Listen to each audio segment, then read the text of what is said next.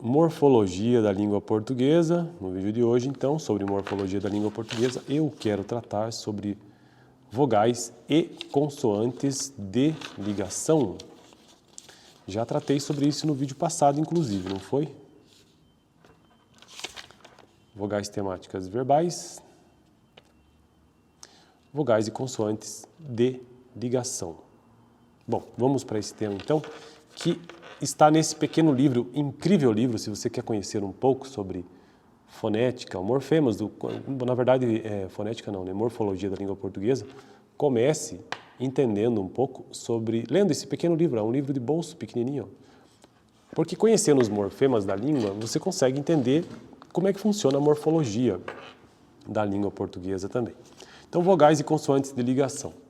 Já fizemos referência aos fonemas de ligação em português quando tratamos dos afixos. Vamos enfocá-los agora mais detidamente. Os fonemas de ligação são os que ocorrem no interior do vocábulo, normalmente entre o radical e o sufixo, ou entre dois radicais, no caso de alguns compostos. Sua utilização está geralmente ligada à eufonia, o que não impede que possa surgir por razões analógicas, como veremos mais adiante. Quanto às vogais de ligação, em português, a rigor, existem duas apenas, I e O. Então, existem apenas dois fonemas aqui, I e O. A vogal I figura, ou no caso, estamos falando de morfema, né? Morfema I e O. A vogal I figura na composição de elementos latinos, ou na composição de elementos gregos. Olha que interessante. O I de ligação ocorre em vários contextos, mas vamos fixar-nos nos exemplos em que essa vogal antecede o sufixo dade. Então, dignidade, então o sufixo é o dade apenas. Dignidade, facilidade. A existência do adjetivo digno e do sufixo dade, não antecedido de i, como em lealdade ou ruindade, mostra-nos que esse i deve ser interpretado como uma vogal de ligação. Poderíamos também imaginar que se trata de uma variante da desinência ou do adjetivo digno em contato com o sufixo. Todavia, essa interpretação é inaceitável. Se levarmos em conta o outro exemplo proposto, facilidade, para o qual o i não pode ser analisado como variante de desinência com relação aos pares. Então, sério, seriedade, sóbrio, sobriedade, próprio, propriedade.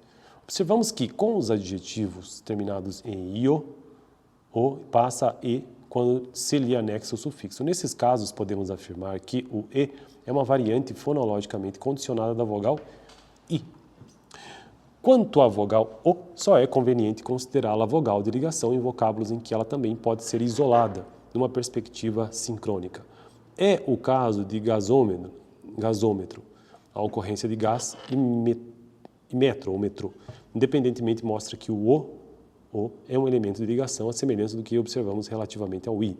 Em palavras como geografia e bibliófilo, não é boa técnica descritiva analisar o O como vogal de ligação. A existência dos vocábulos geologia e caligrafia, por exemplo, leva-nos a ver em geografia um composto de radicais gregos bastante produtivos na linguagem técnico-científica, geo mais grafia. As consoantes de ligação mais produtivas em português são Z e L, ou Z e o L. Conforme se pode observar nos exemplos cafezal, capinzal, paulada, chaleira. São raras as ocorrências de outras consoantes como T em cafeteira, vocábulo criado provavelmente por analogia com leiteira. Nota-se a tendência a economizar os fonemas de ligação na análise morfológica pela integração desses elementos aos sufixos, que passam assim a apresentar variantes. Um dos exemplos acima apresentados, cafezal, pode ser segmentado de duas maneiras, café mais z mais al, cafezal, ou então café mais zal, variante de al. A interpretação da consoante, a integração da consoante ao sufixo e não ao radical resulta da observação de certos paralelismos. Zinho de inho, cafezinho, menininho. Por conseguinte, já que se trata da mesma consoante de ligação. A segunda segmentação parece mais econômica e coerente, divide o vocábulo em apenas dois elementos e elimina o fonema de ligação que não tem caráter morfemático. Ressaltemos, entretanto, que a escolha da solução mais simples é ditada exclusivamente pela preocupação com a economia descritiva.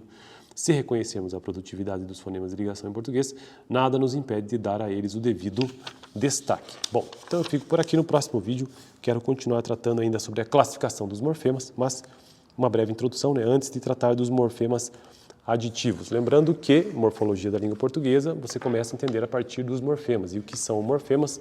São as menores unidades da língua com significado. E aí existem morfemas, existem vários tipos de morfemas. Então, morfemas como o radical, como os prefixos, como os sufixos, como as desinências, que são desinências, são todos os morfemas terminais de palavras variáveis, porque na língua portuguesa existem palavras invariáveis também, assim como as variáveis. E no caso, desinências são morfemas de terminais, apenas do final de uma palavra. Existem desinências de gênero, tipo garoto, garota, desinência de número, tipo mesa, mesas, desinência verbal, das muitas, né? Tudo aquilo que a gente viu no colégio, então, presente do indicativo, pretérito imperfeito, pretérito perfeito, mais que perfeito, futuro do presente, futuro do pretérito, presente, imperfeito, futuro do subjuntivo, e todas as outras as variações, tudo isso aí são desinências verbais, neste caso, né?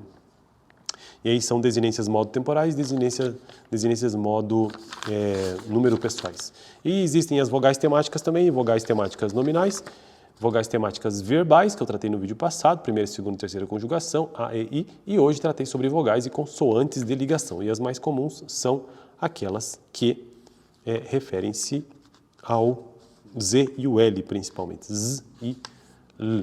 No próximo vídeo, então, continuando a classificação dos morfemas, morfema aditivo. Valeu!